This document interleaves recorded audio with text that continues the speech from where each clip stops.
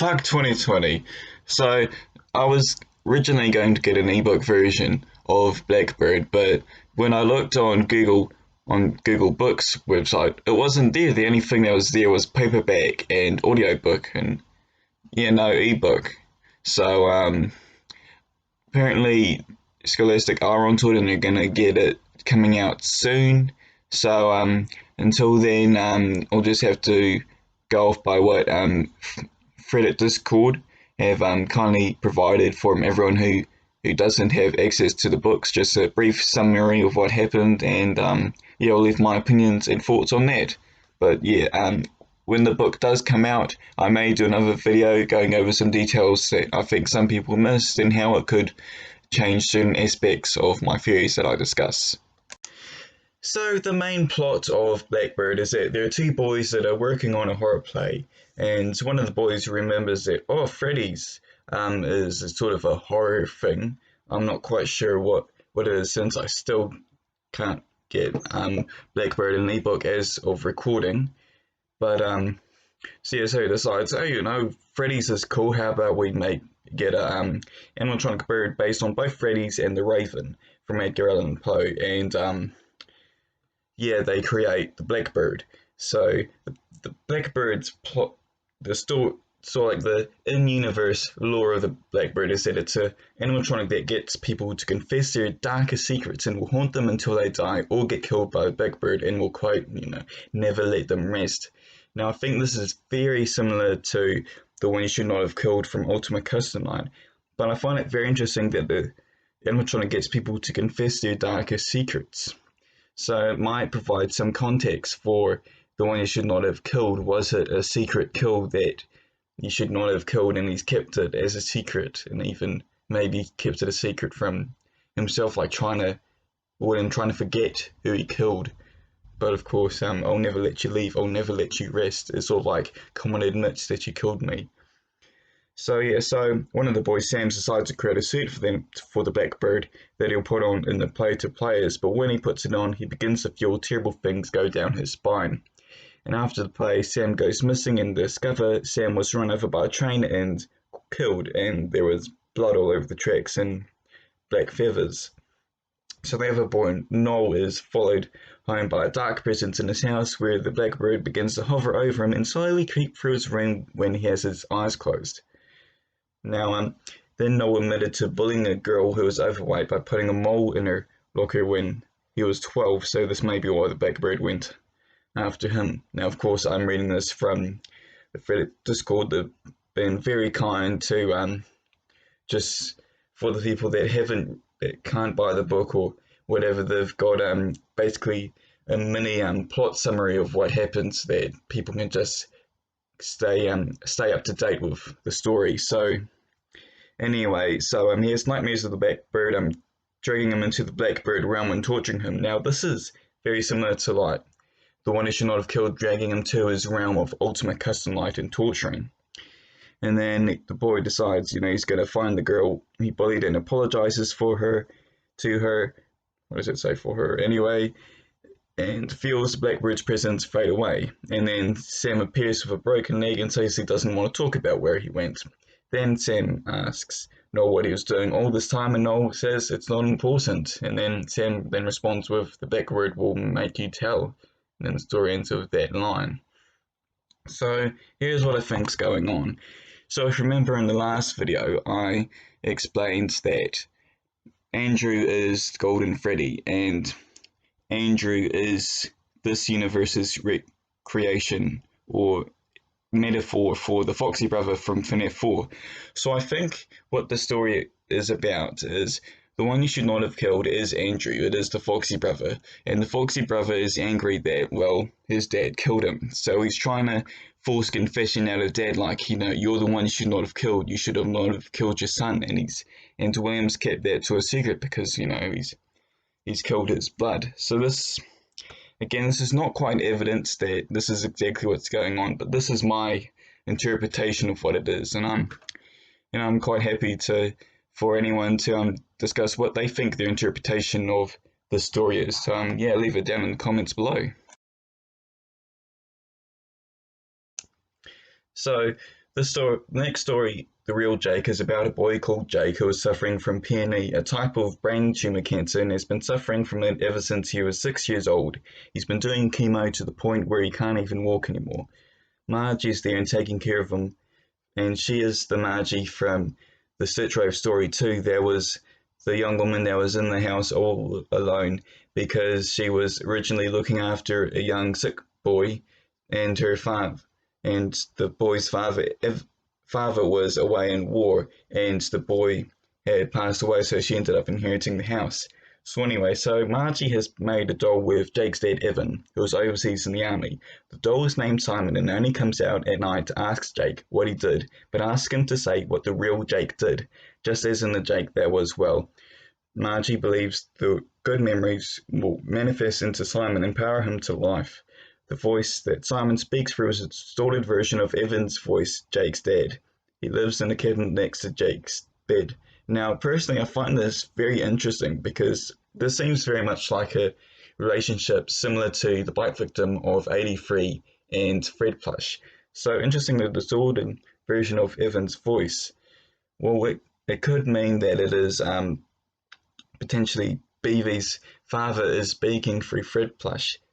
And yeah, anyway, I'll carry on. I've right at the end of the video, I'll talk about special delivery because there's a wee bit of lore about special delivery, which I believe ties into this, and it provides a much better representation of the Afton family as we know it. So anyway, so the term the real Jake refers to the Jake that existed before he got cancer, as in the happy kid Jake. I think this also applies to the bite victim, or maybe wants to talk about the real bite victim before he saw the terrible thing that he saw, you know. And of course I think Michael was the bite victim, so it could be the real Michael before he was effectively broken after what happened with everything, with what he saw.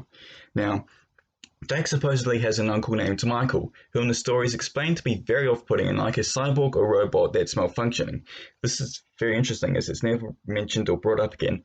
Now, personally, I shy away from off-the-cuff Easter eggs like this because if you remember back in Step Closer, everyone is saying, oh, the book confirmed Foxy Bro is Michael because there's a character that's similar to Foxy Bro and he chews gum, just like how Michael chews gum in the logbook.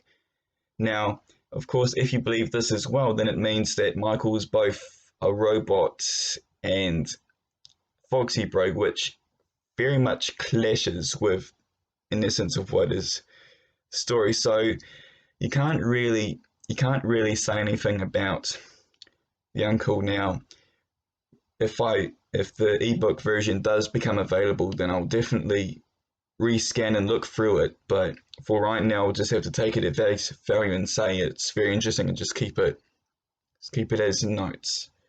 But anyway, so Simon's mask is described as this: the face was drawn to represent the real Jake. The blackened eye was representing how he fought off against a school bully when he was younger, and there's pizza sauce poured around his mouth, which is the blood Larson saw. So yeah, so it seems that Simon's mask is this part of the mannequin thing in the Stitch Wraith, which again is interesting. It means that maybe there's a connection that I'll explain later towards the end of the story.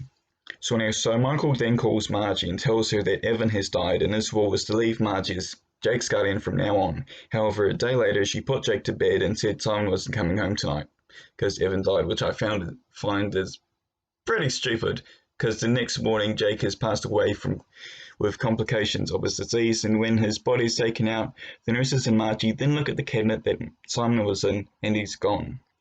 So again, I will come straight back to this and with the special delivery lore so I can explain what I think is a very important timeline and family Afton map.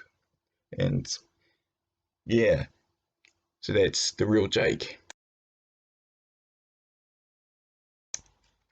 And the third story is Hide and Seek. So it's about this person called Toby who works at an arcade at Freddy's. He's basically a man-child that plays the arcade to get a higher score than his older brother.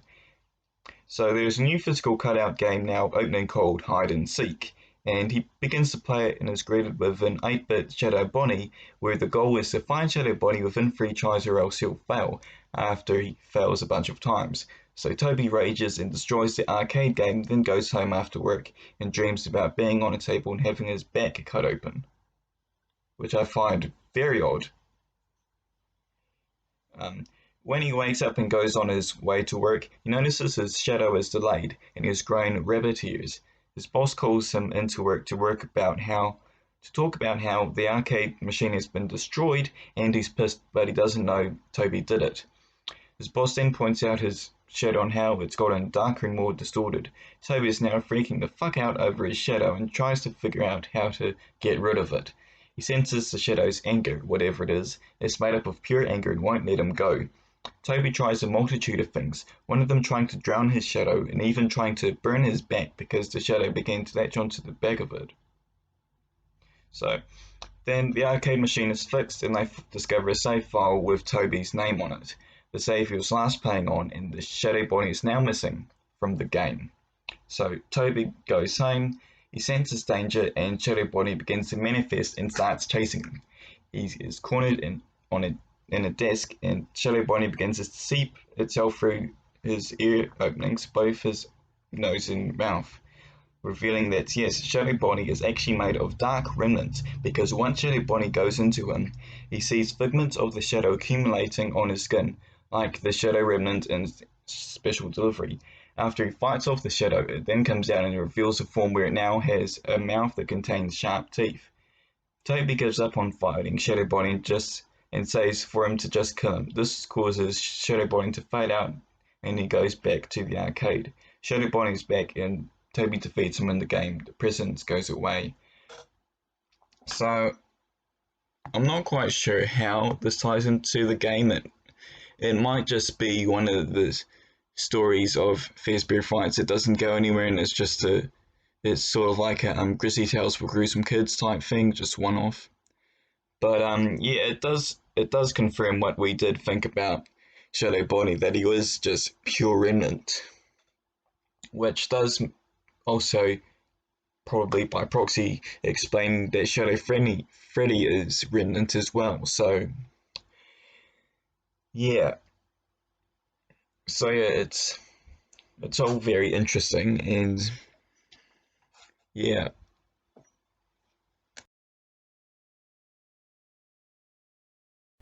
So in a bi-monthly Stitch Wraith update, Detective Larson is now at Phineas's lab again with a bag he found in a box that contains stuff from the fireside, and he senses the presence of pure evil here. He hears shuffling, and all of a sudden, the Stitch Wraith appears from the darkness and approaches Larson.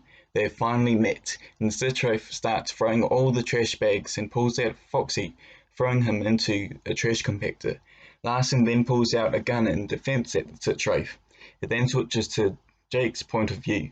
Both Jake and Andrew are fighting for control. Andrew wants to kill Larson, but Jake is convincing him not to. During the process of them fighting, the Stitch Wraith throws itself in the trash compactor. This causes to convince Andrew to stop, and they're slowly crushed by the trash compactor. Jake is then back in the memory of a baseball field, and tries to leave it again to get back to Andrew, but feels like he's being held back. So he escapes it, but Andrew cries out because something has caught him too, something evil. Andrew then panics and senses that something else with him. Andrew then stops and says it's him. By the Stitch Wraith's destroyed body, a light appears and a flame combusts. The parts are thrown out, and all of a sudden, the body of a burned skeletal man appears, and is described to look like something from hell. It is the man in room 1280.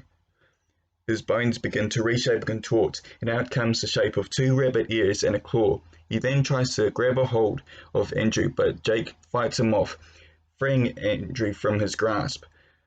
And that man then grabs Jake and throws him into a void to where he slowly fades away from existence. So the man grabs all the parts of both the Stitch Wraith and the toys items Jake and Andrew both collected. He then fuses them all together into one singular creature that extends up to 15 feet tall, fusing himself with it. It has become an amalgamation of all of Andrew's infected items. It then contorts in the shape of two rabbit ears pop out from the head of the being created from animatronic parts. Arsene then says that the Stitchwraith has died, and word for word says, "I think the stuff in the compactor came from the Fazbear Entertainment Distribution Center, and also from the site where the serial killer William Afton, the man notorious for wearing a rabbit costume, died." The story then ends with the creature aiming itself at Larson. So, it is revealed that the dark presence that Andrew has been sensing with him and that corrupted all of the items is William Afton. So, this is very, this is very huge, and I'll tell you why. So, I believe that this is the story of how Glitchtrap came into existence. So, if you look through FNaF VR Help Wanted, you can actually see quite a few details of where Golden Freddy could have been. So there was in the Curse of Dreadbeard, there are seven or so gravestones, and one of them is glitchy. Now I think this is Glitchtrap hijacking Golden Freddy, and that's how he got into the Freddy Fazbear virtual experience. Because you also see things like "It's me" and as an Easter egg, if you throw 3 darts at the clown posters in the Curse of Dreadbeard DLC, a banner pops down and it says "It's me." And yeah, and there's also other things like the lack of Golden Freddy in any of the mini games, despite Fredbear definitely being there, and other things such as the other rare Easter eggs. Golden Freddy is gone, and that's where I think Glitchtrap came in. He hijacked Golden Freddy and used him as sort of like how viruses use other files to get into a machine and then corrupt the computer. That's what Glitchtrap did. He hijacked onto Golden Freddy and then came through. And this explanation explains why, if you look at Glitchtrap, you can see that he's crying. Now, why would he be crying? Because it's Golden Freddy. Golden Freddy is still trapped in there, but he can't do anything about it because Glitchtrap has taken over. So that's what I think that the Stitchwraith epilogue is telling us. And now, this is not the only thing. Don't stop the video right now, because I've got one more thing. Because the law of special delivery was just revealed, and it reveals some very interesting things that I'll call the Afton family timeline.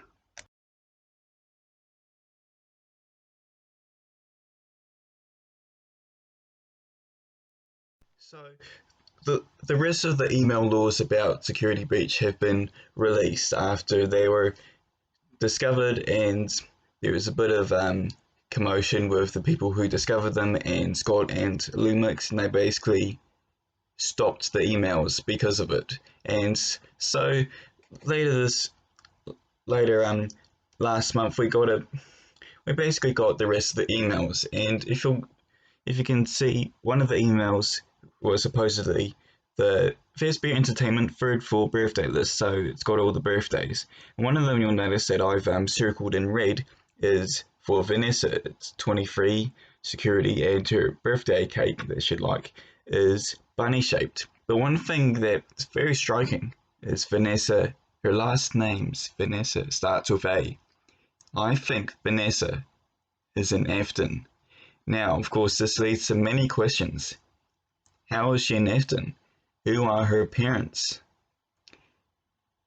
Well, I have a pretty good idea, but first we'll have to create a family tree.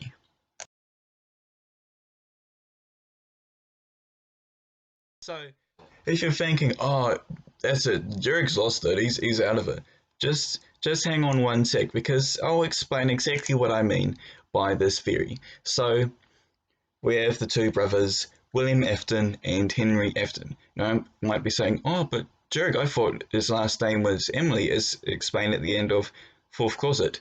All it was a tombstone of Charlie next to Henry, and Charlie's tombstone read Charlie Emily. However, I think that was just the first half and not the full name. It was just that Emily is her middle name. And when you think about it, we've never ever heard of Henry's last name. We've heard of plenty of last names, but never Henry or Charlie's. And I think that's because, plot twist, Henry is William's brother. And you might be saying, okay, but if Emily's last name is not Emily, if Charlie's last name is not Emily, then how come it was never discussed in the novels? Well, you have to remember that it's always been taking place from Charlie's point of view, and Henry hid a lot of things from his daughter, namely the fact that her twin brother Stammy is still alive, and the fact that she is dead. He pretty much fabricated a lot of her childhood so that she wouldn't to do the best for her. And the only other people that she does talk to are the adults that seem to hide a lot of things from Charlie and also her friends who were children at the time. So it could very well easily been hidden in the town of Hurricane that Henry is William's brother and Charlie's uncle is William. Now onto the second generation of William's children. So Andrew, as you probably know from my last video and other theories discussed in this video, Andrew is the Foxy brother and eventually becomes the Golden Freddy.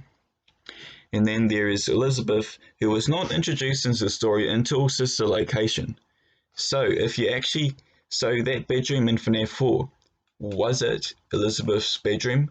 I think not. I think it was Charlie's, and here is why, which links back to the real Jake. So of course the real Jake is about Beavy, and he always keeps Simon with him, which is a distorted version of his father. Now I think in the context of FNaF 4, after Charlie's death, Henry was beside himself. So William's like, alright, look brother, I'll send over my boy Andrew to look after Sammy while Sammy is alone in the house.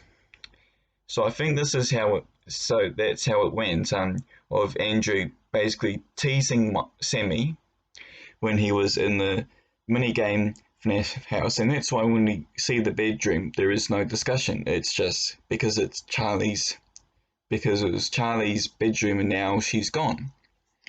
So, and then the Fred push that we see following around and talking to Michael, I believe that is Henry's voice, because in Pizza Party, the minigame, at the very end of Help Wanted, we see a Spring Bonnie follow us around that talks to us, and that is William communicating with the player. But of course, Spring Bonnie is connected to William. Well, what if Fredbear is connected to Henry? So, Henry is talking to his son Sammy, while Andrew teases Sammy, and then we, at the end of night 5, we see that it's Michael's birthday, that it's Sammy's birthday, and one of the bullies asks Andrew, he's your baby brother is hilarious, is so scared, and Andrew replies, it's hilarious. Well, I think at that point, that's when Sammy became adopted by William Afton. Now you might be thinking, well, how does that make sense? Well, remember in the Fourth Closet, after Henry grieved Charlie's death, he eventually commits suicide, even though Sammy is still out there, and Aunt Jen says, hey, he's still out there. Henry still does it.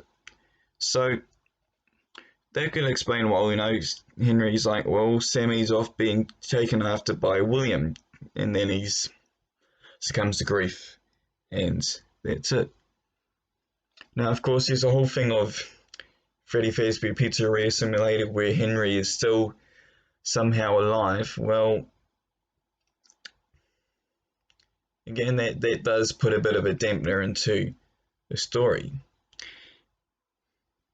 However, of course, we do see in FNaF World, we see a person says, I've created a monster, then they kill themselves, and that person was Elizabeth. And in Freddy Fazbear Pizzeria Simulator, Henry says that he was unwillingly led on by guilt to help William and create Circus Baby. So perhaps sometime after that he killed himself, and maybe Henry created a robot for himself, like he creates a robot for Charlie in the games. Again, this is all speculation, but it could very well have happened and could remove plot holes. So anyway, so after Sammy gets bitten by Fredbear, that's when William says, right, now I've got an impressionable child with basically brain damage. Now it's time to reconvert him into one of my child. Then he renames him Michael, and that's one of the logbook.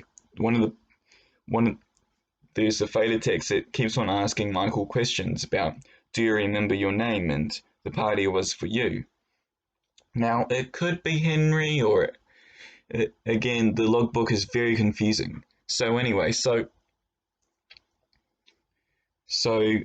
life goes on with William. He has his two children, Andrew and Elizabeth. Andrew dies and becomes Golden Freddy, and Elizabeth dies and becomes Circus Baby. Now, of course, I did mention that Andrew could be looking after Michael. Maybe not. Maybe Andrew was just lingering around like a ghost. So then we have Henry, who has Sammy and Charlie, and now we have the inclusion of Vanessa Afton, who I'm pretty sure the only person that could father a child would be Michael, who is still alive. So Vanessa must be Michael's daughter. And if you look at her name in the emails, her name is Nessie97, and she is 23. So if you actually do some maths and say that Special Delivery is released in about 2020, which is this year, she would be 23. So, and Michael was around. He arguably wasn't scooped during 1997, so he could have fathered a child by then, and that's where we have the Afton family. So now, where do we go from here? Well, Security Breach will be about Vanessa, the new protagonist / antagonist, being controlled by William. Now the question is that, well, Michael is the one that should be dead, but not. Could he somehow, like, do Sex Machina, like how Henry saved the day in Freddy Fazbear Pizzeria Simulator? Could Michael be like father, like son, and end up saving Vanny? Well, we don't know, but it is all possible. So, leave your theories about who Vanessa is, and I mean, I'm completely fine with you saying that, oh, your theories stupid as these plot holes. Like, I'm completely fine with that. It's just that we need to be more open with theories, and then someday we'll eventually crack it. So yeah, that's all for now. I hope to be more active, but we'll see, because I'm just creating a new editing video making process, and yeah, the next thing should be maybe weekly updates on new Marvel Studios WandaVision. So yeah, see you next time.